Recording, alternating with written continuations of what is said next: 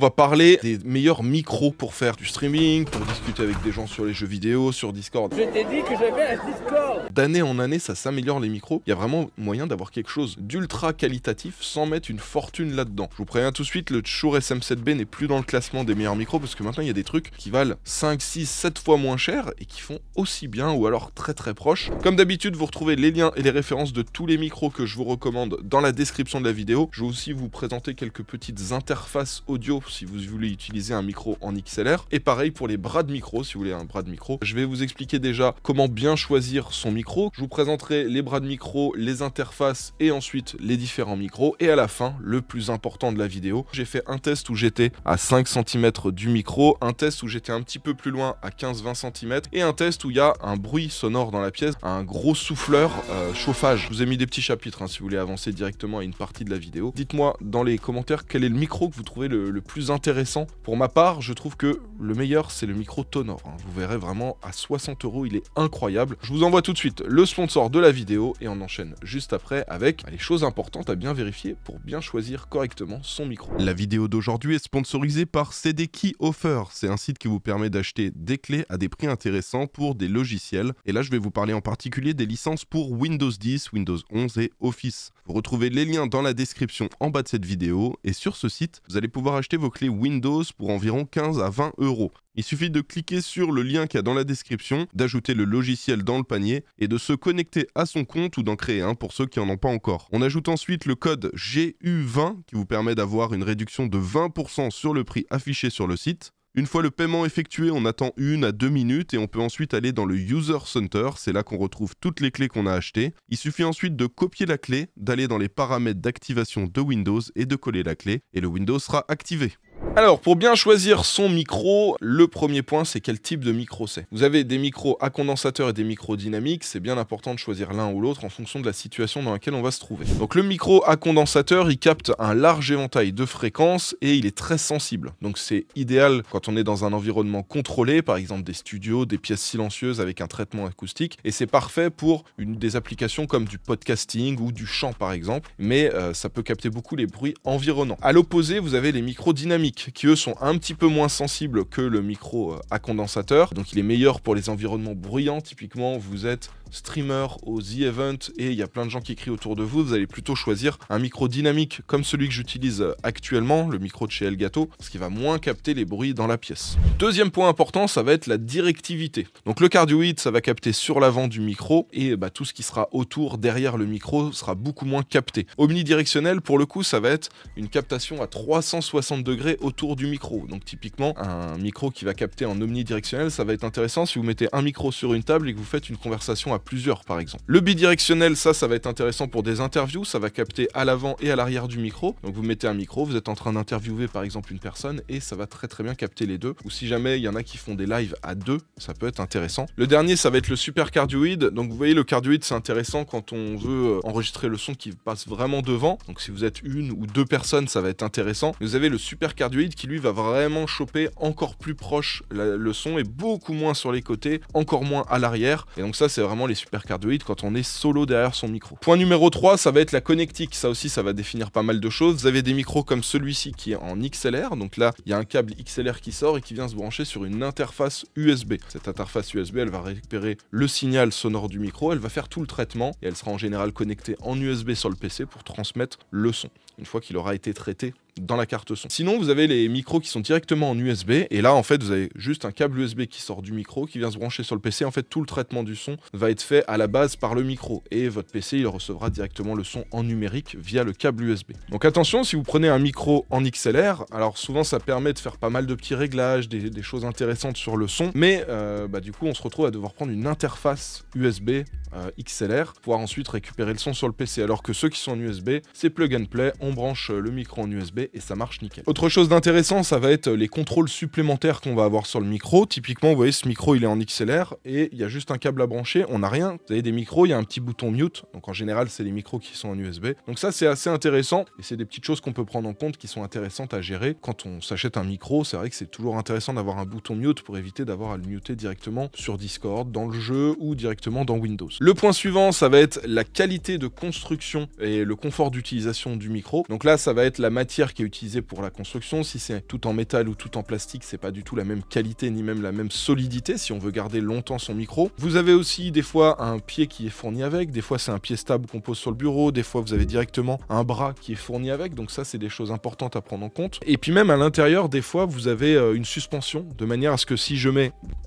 des coups sur le bureau, on les entende moins ou pas du tout. Et c'est aussi quelque chose d'intéressant à prendre en compte. Parce que typiquement, si vous êtes streamer et que vous avez tendance à jouer, je sais pas, à League of Legends et à rager sur le PC en mettant des coups sur le bureau, ça permet d'éviter que les gens sur le live entendent les gros bruits sur le micro. Voilà globalement pour les points importants à regarder. On va enchaîner très rapidement sur les pieds que je trouve intéressants. Donc déjà, vous avez le bras Elgato, c'est le Wave Mic Arm LP, celui-ci très intéressant. C'est du LP, donc low profile, c'est-à-dire que ce qui est intéressant, c'est que ça peut passer en dessous de l'écran, ce qui veut dire que quand vous l'utilisez pas, vous pouvez le cacher, le rabattre, et ça permet d'éviter d'avoir le micro qui est toujours devant la bouche, même quand on l'utilise pas. Le deuxième bras que je vous recommande, c'est celui de chez Socodox, vous avez le lien en description. Ça, c'est un bras, on le retrouve à 35 €. En termes de qualité, bon, c'est pas aussi bien que le bras de chez Elgato, mais ça coûte beaucoup moins cher, et la qualité est quand même excellente. C'est aussi du low profile, donc assez intéressant aussi pour tout ça. Et clairement, à 35 €, ça permet d'avoir quelque chose de très correct. Et le dernier bras que je vous recommande, c'est le bras de chez Logilink. Alors là aussi, celui-là très intéressant. On le retrouve un petit peu en dessous des 50 € en général. Il est dans les 45, 47, 48 €. Et celui-là, il ressemble énormément au Blue Compass. Limite, j'en arrive à me demander si c'est pas fabriqué dans la même usine, sauf qu'il coûte beaucoup moins cher. Et celui-ci aussi très intéressant. Par contre, c'est pas un low profile, mais avec une très bonne qualité de fabrication. Et globalement, pour ceux qui veulent quelque chose d'efficace sans mettre une fortune, ça va être aussi très intéressant. Alors, pour les interfaces audio que je vous recommande, vous avez déjà le Fifine SC3. Donc là, un audio mixeur très intéressant parce que ça coûte 60 €. Si jamais vous le prenez avec le micro de chez Fifine, le AM8, vous avez un pack sur Amazon pour 100 €, 103 € très exactement. Vous avez le micro plus l'interface audio, donc très intéressant parce que le micro AM8 de chez Fifine, il se branche à la fois en USB et en XLR. Vous verrez d'ailleurs qu'il est dans le top des meilleurs micros. Et donc ce qui est bien avec ça, c'est que vous avez à peu près l'équivalent d'une Go XLR, sauf que ça coûte 60 €. Donc vous avez bien compris, ça coûte 5 fois moins cher qu'une Go XLR. Et globalement, vous pouvez brancher votre micro, mettre des petits effets, avoir plusieurs pistes et ensuite gérer tout ça. Donc tout l'avantage qu'on a avec une Go XLR, on arrive à le retrouver avec ce mixeur, et ça pour le coup c'est super intéressant, tout ça pour 60 €. La deuxième interface que je vais vous présenter, elle est beaucoup plus simple, elle coûte 45 €, elle est moins chère, et ça c'est très simple, hein. Vous branchez votre micro, vous avez un bouton pour régler le volume global du casque, un bouton pour régler le volume justement du signal audio que vous mettez dessus, et en soi c'est suffisant, vous branchez votre casque et vous avez le retour. Donc voilà, ça c'est très simple d'utilisation, mais super efficace, et ça coûte que 45 €. Le dernier que je vous recommande, c'est la solution de chez Elgato, c'est ce que j'utilise d'ailleurs actuellement. Là vous m'entendez avec le micro en XLR de chez Elgato et avec l'interface XLR. L'interface c'est la Elgato Wave XLR. Alors moi j'utilise pas exactement la Wave XLR qui coûte environ 150 €. Ce que j'utilise c'est le XLR Dock. Donc c'est la même chose, sauf que ça vient se placer dans un Stream Deck, et du coup ça permet d'intégrer à la fois un Stream Deck et toute l'interface audio pour le micro, pour éviter d'avoir 40 éléments sur le bureau. Alors voilà globalement pour les bras et les interfaces que je vous recommande. On enchaîne maintenant avec les différents micros. On commence avec le premier micro, c'est un micro de chez Ugreen qu'on retrouve à 40 €. Donc 39,99 €, c'est le Ugreen 35629. Là on est sur un micro à condensateur avec une directivité en cardioïde. Il est en USB, plug and play, vous branchez, ça fonctionne. On a des petits contrôles intégrés dessus, la molette de volume, le bouton mute, on a des petits effets RGB, ça c'est pas mal du tout. On a un son super bien détaillé avec de l'audio en 24 bits, du 96 kHz, avec un design super compact et ultra esthétique. Une chose assez importante aussi à noter, si vous utilisez un casque Bayer Dynamic, vous savez les DT770 Pro, etc., vous en avez plusieurs modèles avec des impédances différentes, et ceux qui par exemple ont un modèle 250 ohms, vous allez entendre beaucoup moins fort le son que si vous avez un modèle 32 ohms ou 80 ohms. Faut savoir qu'avec celui-ci, si vous avez le modèle 80 ohms, ça va super bien fonctionner, vous allez entendre très fort, là où parfois, des fois sur certaines interfaces audio, on a du mal à entendre. Là celui-ci, vous branchez directement le casque dessus et ça marche super bien. Donc celui-ci, il offre une excellente qualité sonore, avec un son clair et détaillé. Ça sera idéal pour des streamers ou des gamers qui cherchent un micro plug and play super simple à utiliser, avec un petit prix et un design compact, un petit éclairage pour avoir un joli design, et qui veulent une solution tout en main plug and play sans dépenser une fortune. Le deuxième micro, c'est un micro qu'on retrouve à 50 €, c'est le Razer Seren Mini en version V3. Donc celui-ci 50 €, c'est un micro à condensateur avec une directivité cardioïde, il se connecte en USB, il a un tout petit format, celui-ci il est est très discret, donc ceux qui cherchent quelque chose d'assez discret sur le bureau, ça va être intéressant. Vous l'avez en plusieurs couleurs, notamment en blanc par exemple, pour ceux qui ont des setups blancs, c'est assez intéressant. On a un petit bouton pour le mute, par contre pas de réglage pour le gain dessus. Le son il est clair, ça capte peu les bruits ambiants, donc assez intéressant, et ce sera idéal pour du streaming, du gaming en solo. Et l'avantage dans tout ça, c'est qu'aussi, vu qu'il est tout petit, il est très simple à transporter avec soi, donc si vous avez tendance à vous déplacer pour enregistrer à droite à gauche,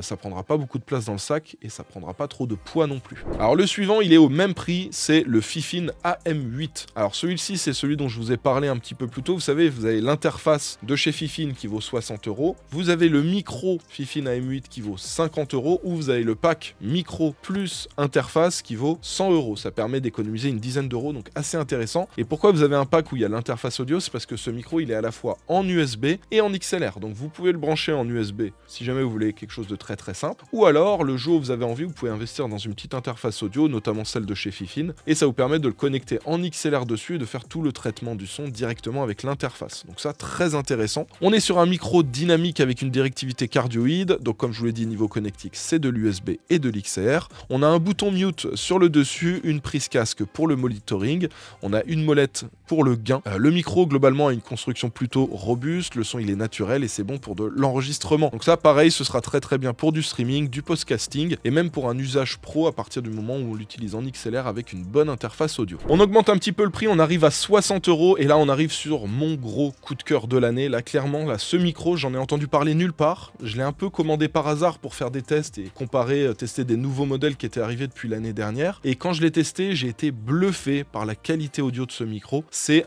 le micro Tonor TD510. Celui-ci, il vaut 60 €, hein. Gardez bien ça en tête. Pour 60 €, vous avez un micro qui est quasi aussi bon qu'un Shure SM7B, sachant qu'il peut se connecter à la fois en USB et en XLR, et qu'en USB, j'arrive à avoir une meilleure qualité que en le branchant sur mon interface XLR de chez Elgato, qui est pourtant excellente. Donc autant vous dire que le traitement de son de base, quand vous le connectez en USB, est déjà excellent. Vous avez aussi bien que quelqu'un qui a un Shure SM7B à 400 €, une interface, une Go XLR à 300 ou 250 €, super carte son, voilà. Sauf que là, vous payez 60 €, vous avez le câble USB qui est fourni avec, vous avez juste à le brancher sur le PC et ça fonctionne super bien. Vous allez voir avec le test audio à la fin de la vidéo, vous allez être bluffé par la qualité audio de ce micro, surtout quand on prend en compte qu'il vaut que 59,99 hein. Sur Amazon, en Prime, en quelques jours, vous pouvez l'avoir. C'est incroyable. Donc on a la double connectivité en USB et en XLR, on est sur un micro dynamique avec une directivité cardioïde. On a un petit bouton mute dessus et on a la possibilité d'avoir le contrôle du gain et du volume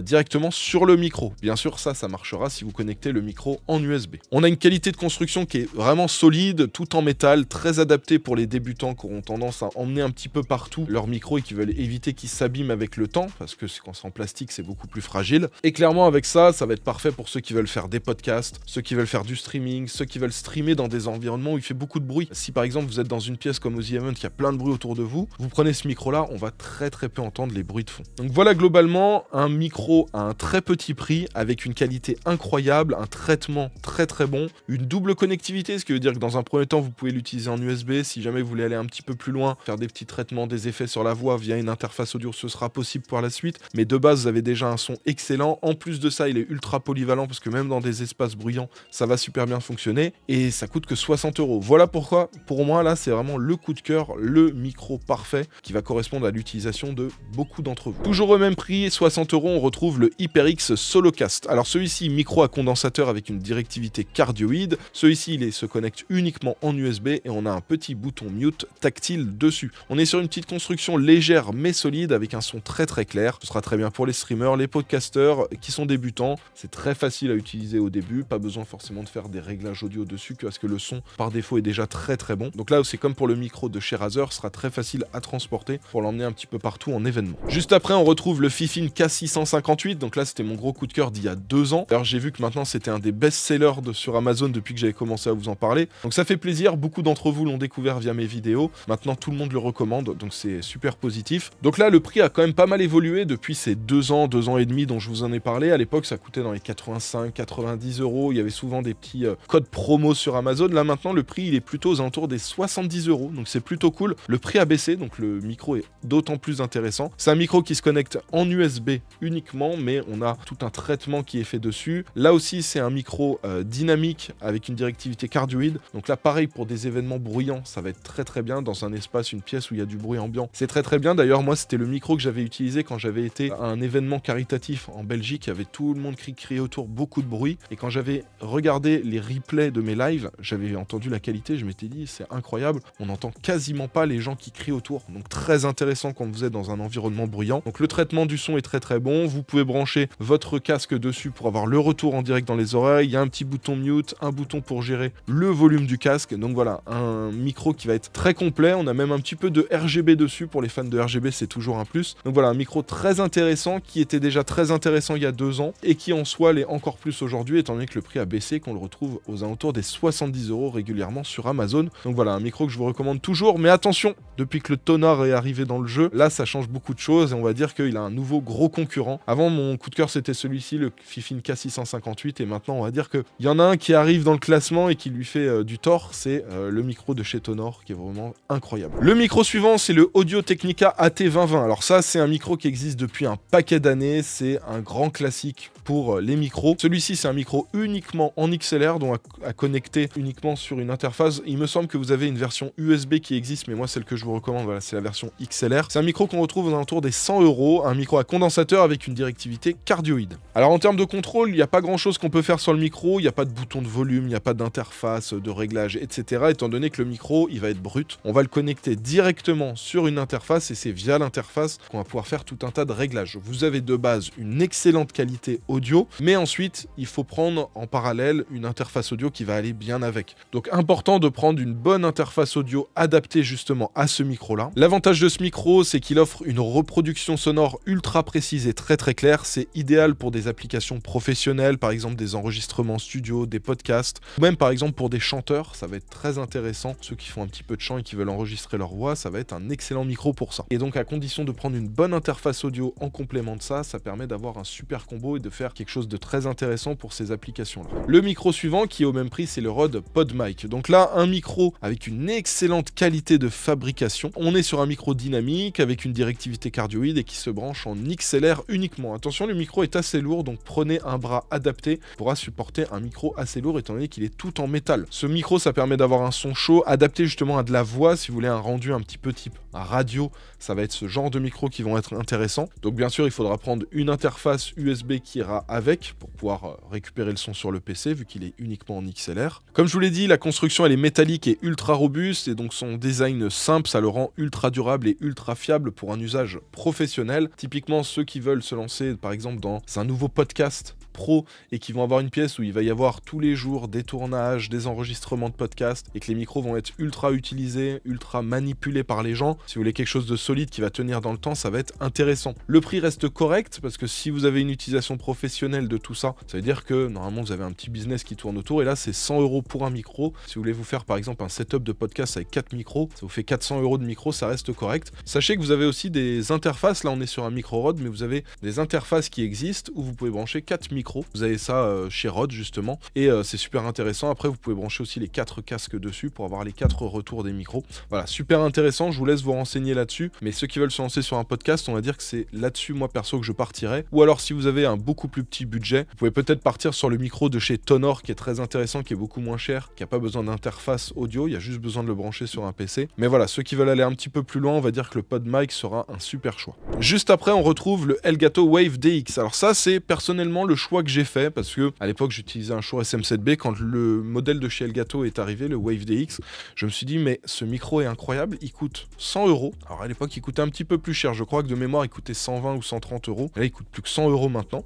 Et à l'époque, je trouvais qu'en termes de qualité, on était vraiment quasiment au même niveau qu'un Shure SM7B qui à l'époque valait 350 à 400 € suivant la période, les promotions, etc. Et je me suis dit, c'est incroyable, on a un micro XLR qui littéralement détruit le Shure SM7B. Bon, le Shure SM7B USB reste quand même légèrement au-dessus, mais pas de beaucoup. Mais pour le coup, celui-ci vaut 3 à 4 fois moins cher. Donc vraiment incroyable. Et du coup, j'étais passé sur celui-ci parce que je voulais le bras Elgato, le micro Elgato, l'interface XLR USB Elgato. Je voulais quelque chose qui allait super bien fonctionner et le fait d'avoir l'interface plus le micro, tout fonctionne nickel. Dites-vous que là, mon micro, je l'ai branché en XLR, il n'y a aucun traitement. J'ai pas mis de compresseur, j'ai pas mis d'égaliseur, j'ai rien mis, j'ai pas mis de suppression de bruit ambiant, j'ai rien mis. Il y a vraiment le câble qui est branché et ensuite j'ai tout laissé par défaut, j'ai juste activé l'entrée pour que y ait le son qui soit récupéré via mon logiciel pour enregistrer les vidéos, mais c'est tout. Et vraiment là, vous avez le son brut du micro et je trouve que le rendu est vraiment très bon sur ce micro là. Donc on est sur un micro dynamique avec une directivité cardioïde large. Au niveau des contrôles, on n'a pas de contrôle sur le micro, tous les réglages se font via l'interface et moi c'est pour ça, si vous prenez ce micro, je vous recommande de prendre l'interface de chez Elgato avec. Comme ça vous rentrez dans le monde d'Elgato et de leur suite logicielle, parce qu'on va dire que Elgato ils font du bon matériel, mais ce qui fait la force d'Elgato, c'est toute la suite logicielle qu'on va pouvoir avoir. Le fait de pouvoir créer des entrées, multiplier, typiquement pour les streamers, ça va être très intéressant. Et enfin, le dernier micro de ce classement, c'est aussi un micro de chez Elgato, c'est le Elgato Wave 3. Alors celui-ci coûte un petit peu plus cher, on est à 160 €, donc c'est quand même un sacré budget, mais c'est un micro de chez Elgato qui se branche directement en USB. Donc on est sur un micro à condensateur avec une directivité cardioïde, il se branche en USB type C.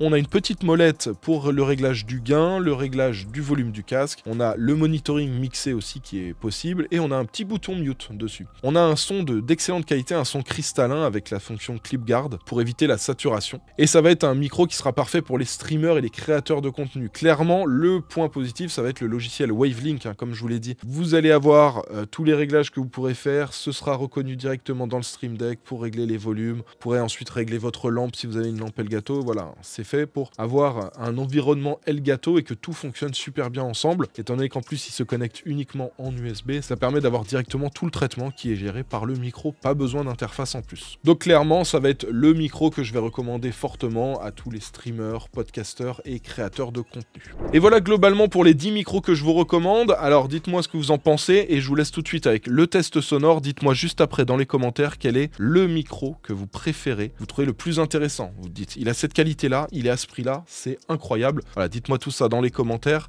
comme ça on pourra voir un petit peu lequel est le micro que vous préférez. Allez, c'est parti maintenant pour le test audio.